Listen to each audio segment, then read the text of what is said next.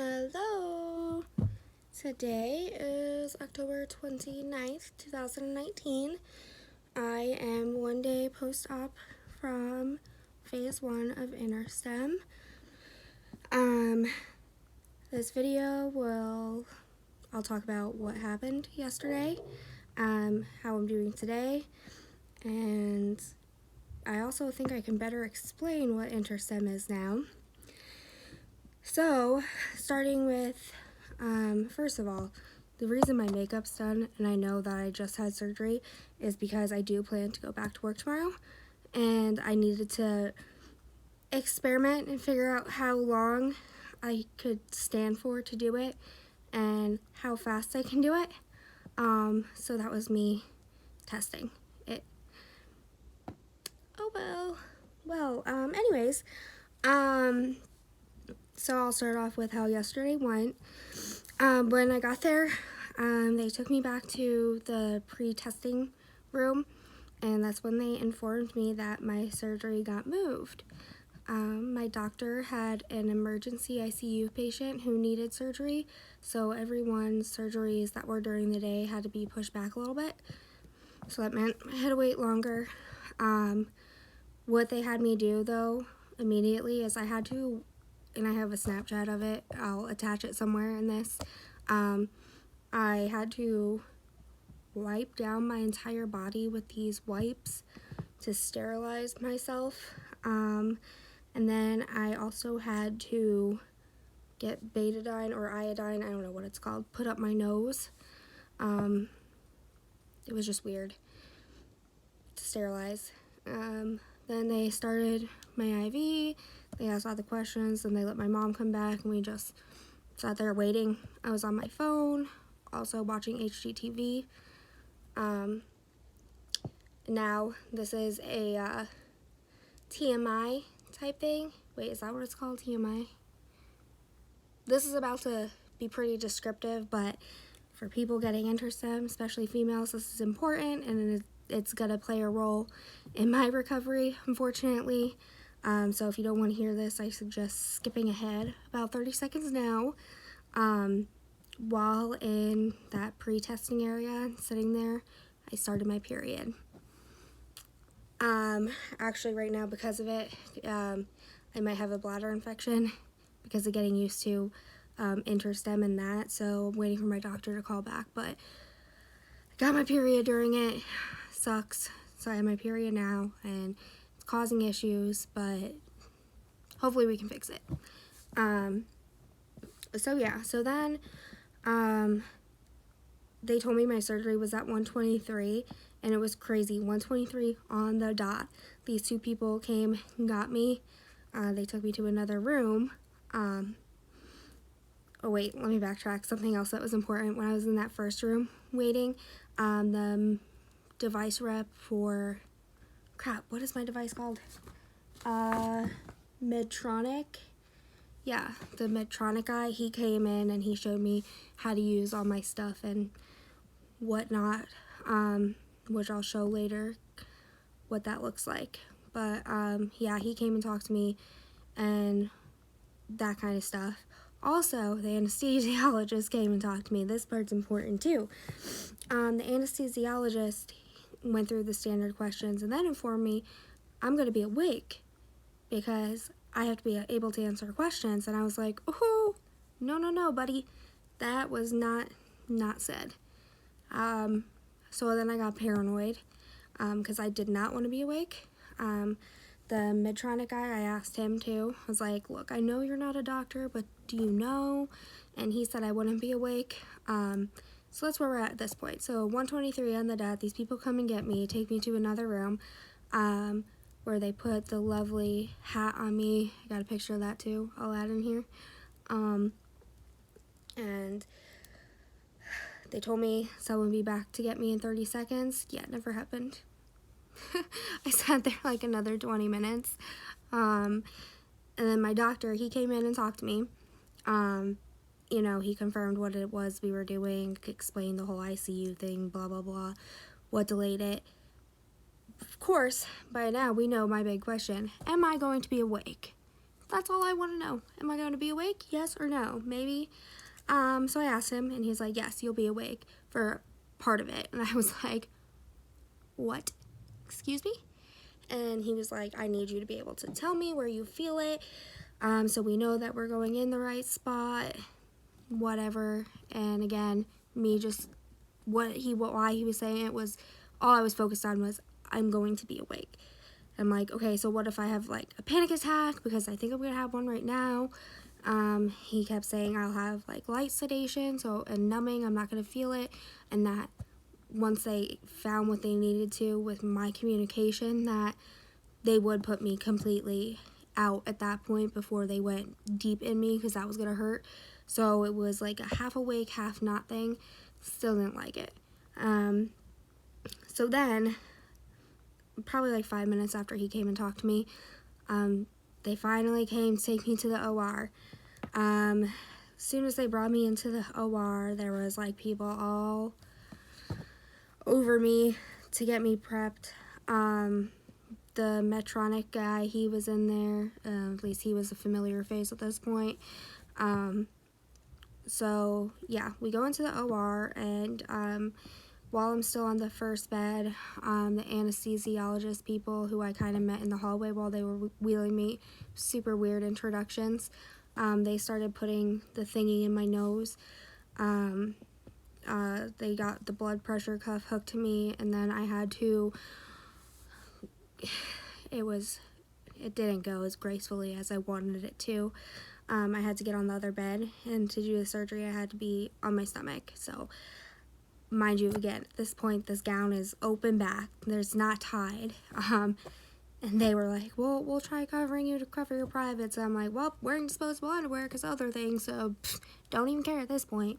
So I get on there, I had to like go on my knees on the operating bed so they can position under my hips the pillows, because I had to lay on pillows to like push up my, dang it, I meant to remember the name of the freaking nerve before I made this video.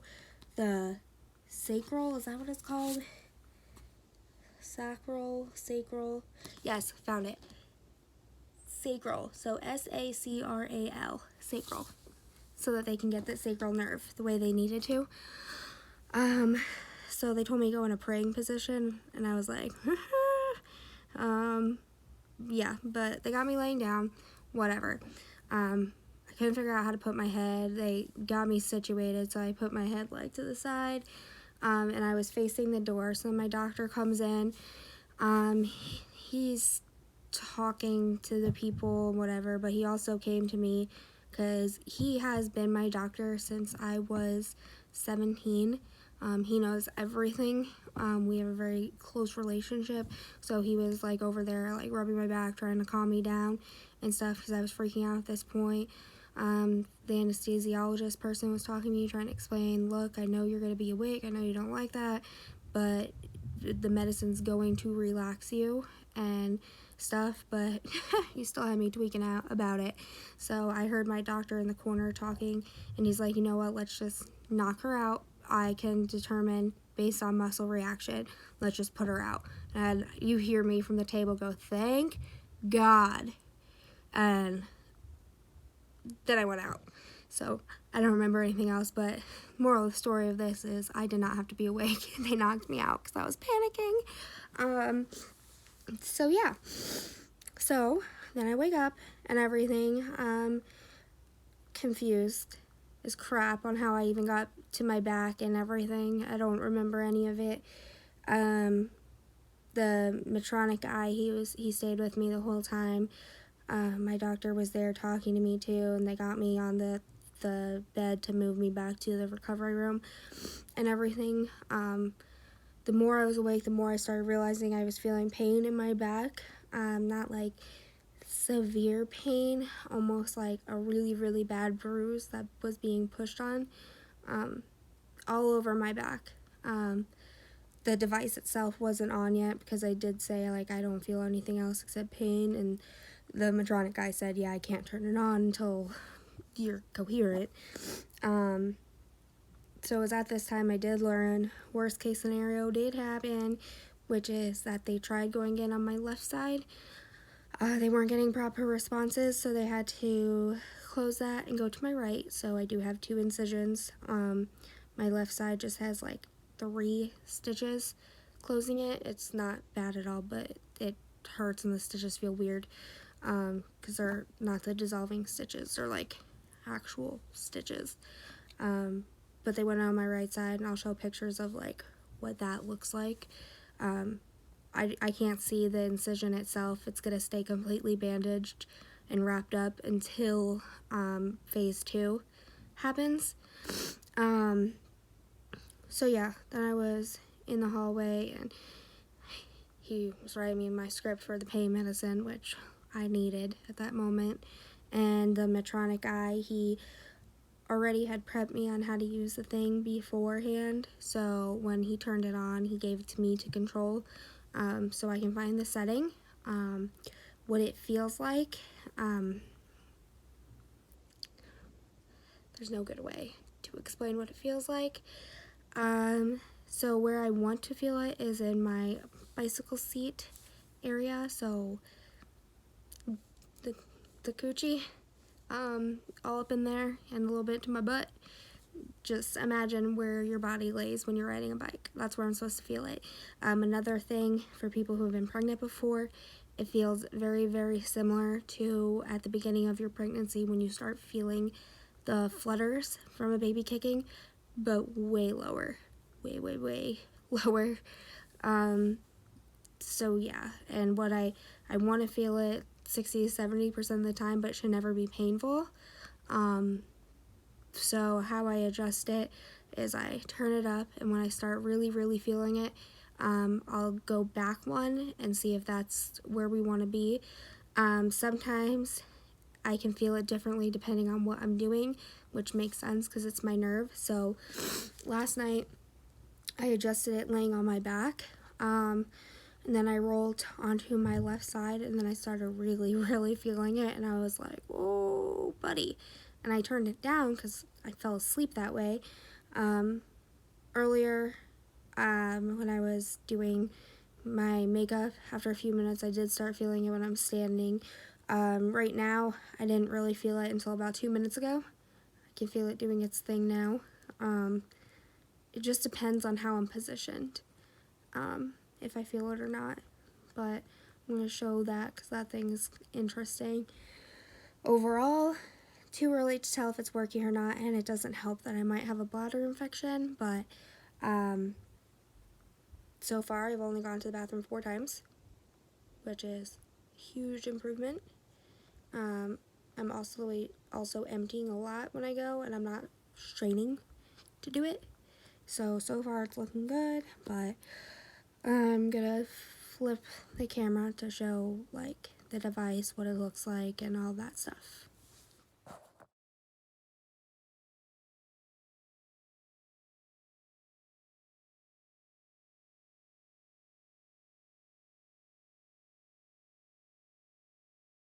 Okay, so I had to flip the camera for this video. This is my Medtronic stuff. Basically, this is my voiding diary, which I'm actually just doing on my phone, and then I'm gonna transfer to this. They do call me. They called me today, and then they said they're gonna call me every other day to check, and through the device itself, they are able to get statuses and stuff, I guess. This is a manual of my remote. This is my remote, aka it's a Samsung phone, so pretty straightforward. This is the thing in the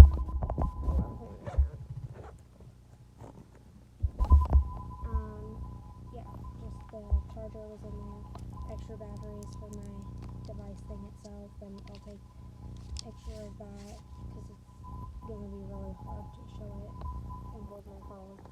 But this is the fun thing. It's actually not fun. I'm going to show what it is. So this is the controller. Swipe. Okay. So right now I'm at a 1.1. so they said I'm going to keep moving up probably for a while until I find the right setting. However, I've been on 1.1 since last night, and it's doing really well for me.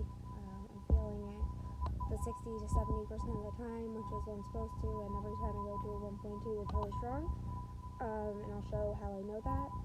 But yeah, all it has is this, and this stuff is for the doctors. I can't see it, but it's how they're monitoring my thing. It's connected to Bluetooth, my battery pack, and this. Battery pack is not on my waist. I think I said that. It's actually, they were able to, I'm wearing it right under my bra, to sum it up. So it's under my shirt, so you can see it through my shirt, but it's not on my waistband, which is good, because especially because I had to have 2 incisions. But let's show this. So remember, it was successful through my right side, so it's my right leg being impacted. So I'm going to move it to a 1.2, and you'll be able to see my foot move, possibly, unless I start getting used to it. Okay, so a little bit, I'll go to a 1.3 to see if it drastically changes. Ooh. So then I'm going to put it back to my 1.1, and it should slowly move. Whoop. So that's how I know, because my foot gets impacted, because it goes right through my leg. But yeah, that's how I control it, just through this smartphone, because I have new technology. Now I do have the Interstim 2 device. They are in the process of making an MRI compatible one. However, the testing has not been finalized and whatnot, so it's not available due to the amount of infections I was getting, and I also actually met my deductible on my insurance. We decided not to wait for the 3rd version of the device to come out, and we went ahead and put in the permanent one's not in, but I will have the 2nd version put in as long as everything goes well, which means I cannot have an MRI, I cannot go through a metal detector, none of that. I'll have a legal card explaining that, and I'll also get a bracelet to explain that in case I was in an emergency. But yeah, that's my remote. I'm at a 1.1 right now. Started at 1.5. There's also 7 different programs. I'm not supposed to change that unless I'm told to. They set me at program 1 yesterday. They messed with a bunch of them while I was there. But yeah, that's my remote. It's literally just a Samsung phone. Nothing different, just a Samsung phone. Yeah, I'll probably make a video in a few days about how I'm doing and if I know when my next surgery is. But that's pretty much it right now. Just in pain, but not terrible pain, and just tracking my urine.